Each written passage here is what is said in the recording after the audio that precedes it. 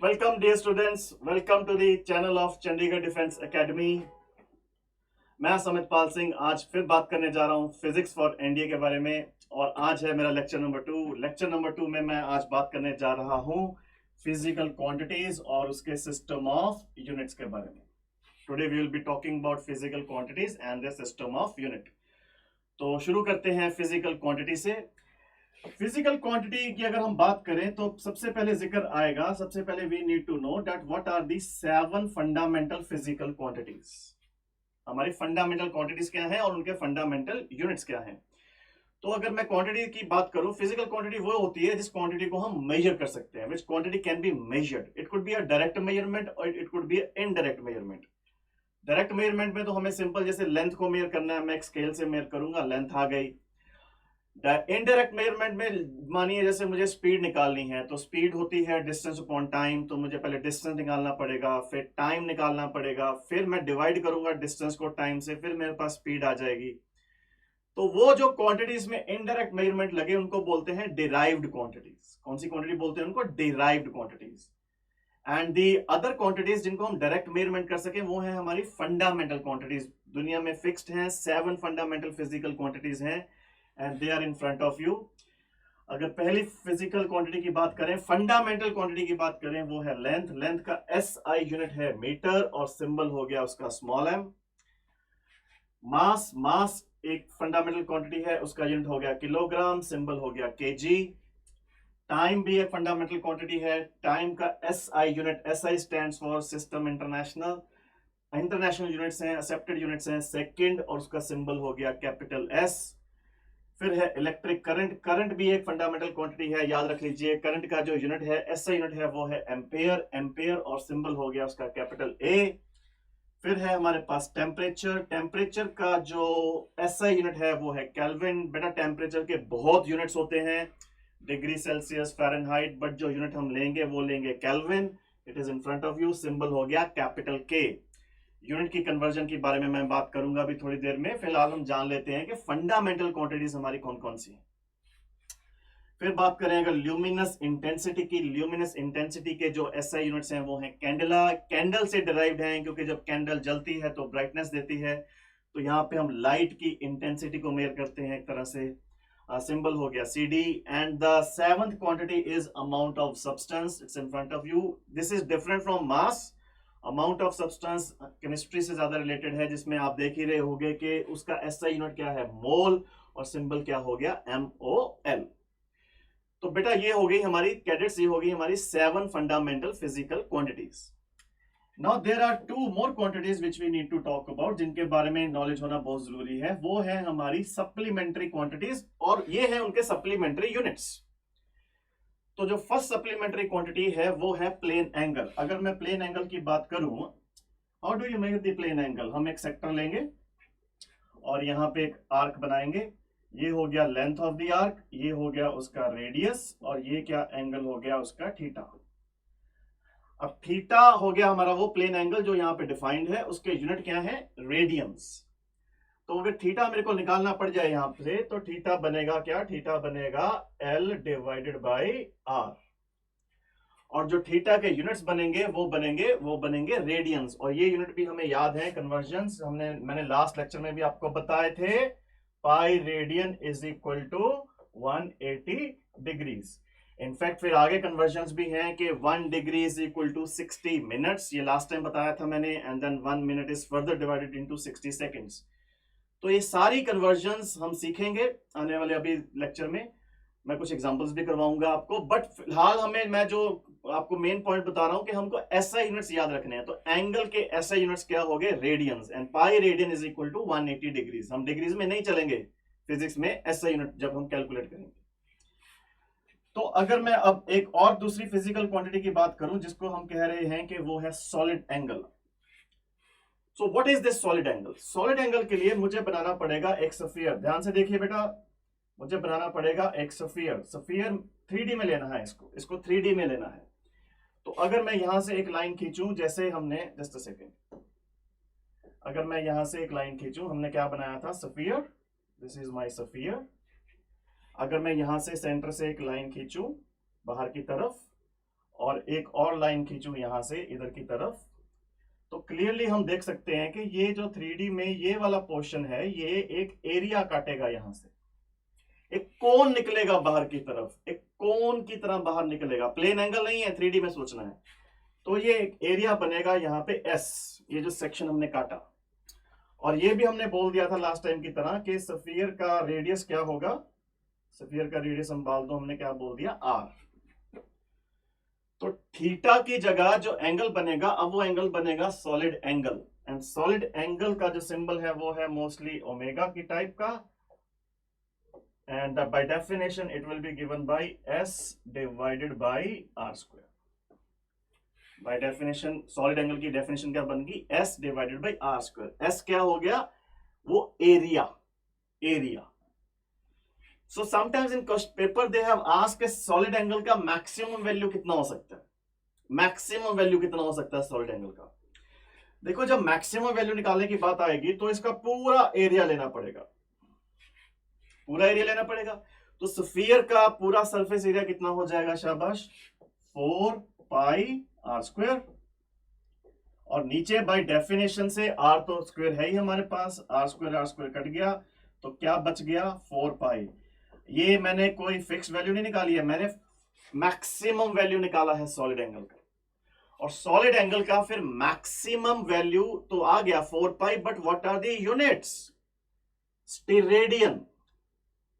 तो याद रख लीजिए बस STE लगाना है आगे, रेडियन था प्लेन एंगल और ये हो गया steradian, and the symbols are SR। So ये हो गए हमारे 7 फंडामेंटल क्वांटिटीज, 2 हो गई हमारी सप्लीमेंट्री, प्लेन एंगल और ये सॉलिड एंगल। बाकी जितनी भी क्वांटिटीज दुनिया में बची, velocity, acceleration, force, you can think of any n number of quantities जो हम फिजिक्स में जनरली बात करते हैं। These all are then derived quantities in the category of derived. तो इनको कैलकुलेट करना पड़ता है, इनको डिराइव करना पड़ता है कुछ और चीजों को मेजर करके। तो ये थी हमारी फिजिकल क्वांटिटीज। आइए अब बात करते हैं इनके सिस्टम ऑफ यूनिट्स के बारे में। अच्छा, तो अगर सिस्टम ऑफ यूनिट्स के बारे में बात करें तो क्या है system of units. If I talk about system of units, see पूरी दुनिया में बहुत तरह के देश हैं, तो वो अपने अपने मेट्रिक सिस्टम से चीजों को मेजर करना शुरू किया उन्होंने। जब you can say when we started to progress, US एक डिफरेंट सिस्टम से चलने लगा, ब्रिटिश डिफरेंट सिस्टम से चलने लगे। लेंथ को कोई वो मीटर में मेजर करता है, कोई फुट में मेजर करता है, ऐसे मास भी आपने सुना होगा, कोई केजी में मेजर करता है, कोई पाउंड्स में मेजर करता है। सो इन ऑर्डर टू स्टैंडर्डाइज कुछ सिस्टम्स बनाए गए। राइट नाउ जो अभी हम फॉलो कर रहे हैं whole over the world, that is SI system, but then there are different systems which were used and which are still in use, क्योंकि उनका एक एडवांटेज भी था। तो उन सिस्टम्स के बारे में अगर मैं आप बात करें, सिस्टम ऑफ यूनिट्स की बात करें, तो पहला जो सिस्टम आपके सामने है जो मैंने लिखा हुआ है वो है CGS system. CGS length mass time के ऊपर बनाया गया है। C की अगर हम बात करें, C stands for centimetre, G stands for grams and S stands for second. तो सेंटीमीटर किसका यूनिट हो गया, लेंथ का, ग्राम किसका यूनिट हो गया, मास का, और सेकेंड किसका यूनिट हो गया, टाइम का। तो एक सिस्टम चलता था, अब नहीं यूज करते इसको जनरल SI सिस्टम में, बट एक अभी भी वैलिड है, ऐसा नहीं है कि खराब हो गया है, इट इज स्टिल वैलिड। तो ये है CGS system. I hope it is clear. Now if I talk about the other system, let me show it into on the screen, मैं स्क्रीन पे लेके आ रहा हूं। That is FPS system. FPS लिखा हुआ है स्क्रीन पे। तो F stands for foot, P stands for pound and time S जो है वो है सेकंड। एक बात गौर करने की है कि टाइम सेकंड्स में ही लिया जा रहा है हर सिस्टम ऑफ मेजरमेंट में। तो इसमें अगर हम बात करें तो लेंथ हो गई फुट में, है ना, लेंथ हो गई फुट में। अब फिर कन्वर्जन भी आनी चाहिए अप्रोक्सीमेटली। तो 1 foot is approximately equal to 0.305 metre approximately. I am not giving you the exact data, मैं कुछ याद रखने के लिए आपको स्टैंडर्ड डाटा दे रहा हूं, थोड़ा कंसाइज फॉर्म में। डेसिमल्स तो बहुत दूर दूर तक जाते हैं क्योंकि एग्जैक्ट कन्वर्जन तो काफी डेसिमल्स तक जाती है, बट अंदाजे के लिए 0.305 मीटर के आसपास है। और अगर मैं पाउंड की बात करूं, pound pound is also unit of mass, but this is a British system. जैसा मैंने शुरू में बोला, ब्रिटिश अंग्रेज लोग इसको फॉलो करते हैं, अभी भी है, चलता है। ओके, आई थिंक लिखा भी है, it is also known as the British system of units. तो pound is approximately equal to 0.45 kgs के आसपास। तो कभी कन्वर्जन करने की जरूरत पड़ जाए, हम मल्टीप्लाई कर सकते हैं पाउंड को 0.45 से, केजीज में आ जाएगा अप्रोक्सीमेट आंसर।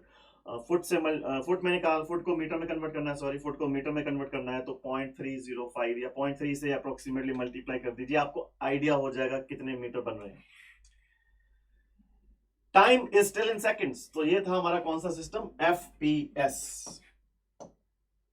अब मैं एक और सिस्टम की बात करूं, that is our MKS system. हम क्या पढ़ रहे हैं आज? हमने शुरू में पढ़ा फिजिकल क्वांटिटीज, 7 फंडामेंटल, 2 सप्लीमेंट्री, बाकी डिराइव्ड हो गई। Now we are talking about this system of units MKS। समझ जाओगे आप, M stands for metre, M stands for metre, K stands for kilogram, and time का जो यूनिट है वो भी क्या बन गया, second, MKS system. So meter, kilogram and second, and then we can easily convert. MKS के बाद जो एक नया सिस्टम बना वो था SI सिस्टम, जो मैं शुरू से बोल भी रहा हूं, जो आपको पता भी होगा क्योंकि आप पिछली क्लासेस में पढ़ के भी आए होंगे कुछ चीजें इसके बारे में। तो अगर उस सिस्टम की बात करें, that is my SI system. Here is SI। SI system में जो मास है, it is made in kilograms, same है जो MKS में है, बट इसको अब इंटरनेशनलाइज कर दिया गया कि पूरी दुनिया इसको फॉलो करे ताकि कैलकुलेशन स्टैंडर्डाइज हो पूरी दुनिया में। मास किलोग्राम में है, लेंथ इसमें मीटर में है, टाइम इसमें सेकंड्स में है। वो जो शुरू में आपको स्क्रीन दिखाई थी मैंने फंडामेंटल क्वांटिटीज की, उसमें जो उनके यूनिट्स लिखे हुए थे वो सब SI सिस्टम में थे। अब इतने सिस्टम्स पढ़ने के बाद जो एनडीए में क्वेश्चंस आते हैं वो आते हैं कन्वर्जन्स के, तो आओ मैं कुछ एग्जांपल्स करा दूं कि डिफरेंट सिस्टम से कन्वर्ट कैसे करना है। तो एक बड़ा पॉपुलर क्वेश्चन है जो पेपरों में बहुत बार आ चुका है, एग्जाम्स में बहुत बार आ चुका है। एग्जांपल के तौर पे करते हैं, लेट मी से, आपको याद होगा लास्ट लेक्चर में मैंने यूनिवर्सल ग्रेविटेशनल कांस्टेंट की वैल्यू बताई थी, आपको कैपिटल G की वैल्यू बताई थी। उसके जो यूनिट्स बने थे वो बने थे अप्रोक्सीमेटली वैल्यू के साथ 6.67 इंटू 10 रेज टू पावर -11। वैस यूनिट्स क्या थे, न्यूटन मीटर स्क्वायर पर केजी स्क्वायर। मैंने बहुत ध्यान से बोला था कि यूनिट्स निकालने आने चाहिए, और ये जो यूनिट्स हमने लिखे वो कौन से लिखे, हमने तो SI यूनिट्स लिखे। अब पेपर में अगर क्वेश्चन आ जाए that converted into CGS units, तो यहां पे मैं कुछ बातें बता दूं। न्यूटन फोर्स का यूनिट है ना, न्यूटन फोर्स का यूनिट है, तो फोर्स का जो SI यूनिट है वो तो हो गया न्यूटन्स, बट फोर्स का जो CGS यूनिट है वो होता है डाइन। वो क्या होता है, डाइन। प्रॉब्लम मीटर और केजी को कन्वर्ट करने में मुझे ज्यादा आएगी नहीं क्योंकि वो तो मुझे पता है, बट न्यूटन और डाइन का रिश्ता पता होना चाहिए। तो यहाँ ये बहुत पॉपुलर क्वेश्चन है। फिर then there is a conversion, 1 newton is exactly in fact exactly he is equal to 10 raised to power 5 dynes, 10 raised to power 5 dynes। तो उसको कन्वर्ट करने के लिए मुझे अब ये इसमें डालना पड़ेगा, इसके यूनिट्स में डालना पड़ेगा, because question is about the conversion of the unit. Question है SI में लिखा हुआ है ये इंफॉर्मेशन, उसको CGS में लेके जाइए, कन्वर्टेड इनटू CGS। अब हमें पता लग गया CGS क्या है। So now let me put the value up, let's solve this. अच्छा,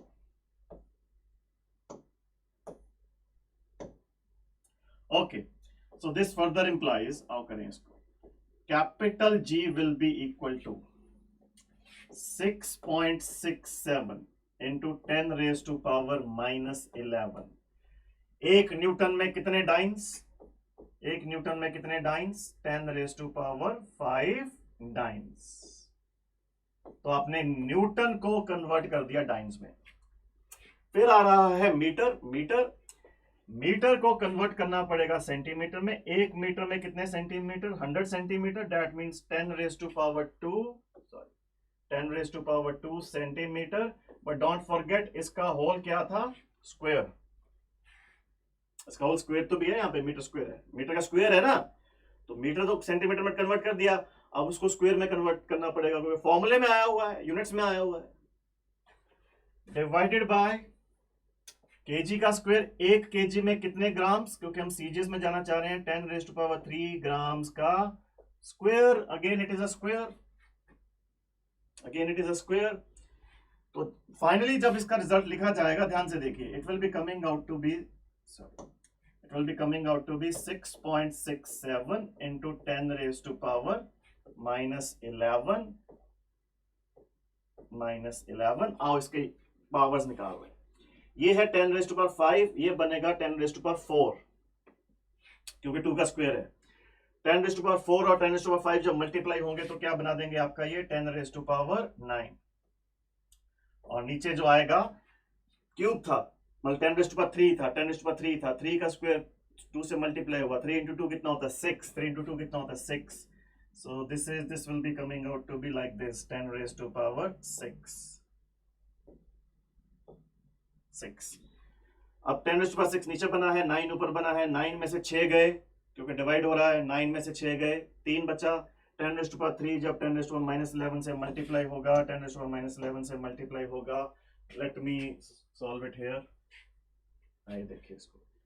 So this further implies जो कैपिटल G की वैल्यू CGS में बनेगी वो बनेगी 6.67 into 10⁻⁻, 9 - 6, क्योंकि डिवाइड हो रहा है तो ऊपर जाएगा 9 - 6 3, और 3 जब -11 से मल्टीप्लाई होगा 10⁻⁻8। मैंने एक अच्छा क्वेश्चन कराया है, मैं और भी क्वेश्चन लेके आऊंगा, एक प्रॉपर सेशन होगा प्रीवियस ईयर क्वेश्चंस का जो इस चैप्टर में से आ चुके हैं, मैं अभी सिर्फ चीजें समझा रहा हूं। तो ये रहा आंसर, बट ये तो वैल्यू है। यूनिट्स क्या है, यूनिट्स क्या है, न्यूटन को कन्वर्ट किया था हमने डाइन्स में, डाइन्स के साथ जुड़ी हुई है सेंटीमीटर स्क्वायर और divided by kg square. So this is the value of the G. ये किसकी वैल्यू आ गई, capital G, universal gravitational constant की वैल्यू आ गई सीजीएस यूनिट्स में। So what we have learned today, we learned 7 fundamental quantities, 2 supplementary quantities, याद कर लेना, लिख लेना कॉपी पे। फिर हमने देखे कि उनके एसआई यूनिट्स क्या हैं, उनको समझा भी। फिर हमने ये जाना कि डिफरेंट सिस्टम ऑफ यूनिट्स क्या हैं, और अभी एंड में हमने देखा है कि डिफरेंट सिस्टम ऑफ यूनिट से कन्वर्ट कैसे करते हैं। So this is one of the easiest way of doing it. There is then another technique, वो बुक्स में आपको दिखती है, N1U1 = N2U2। that is little complicated. Simply put the value in the units and convert it and you will get the answer.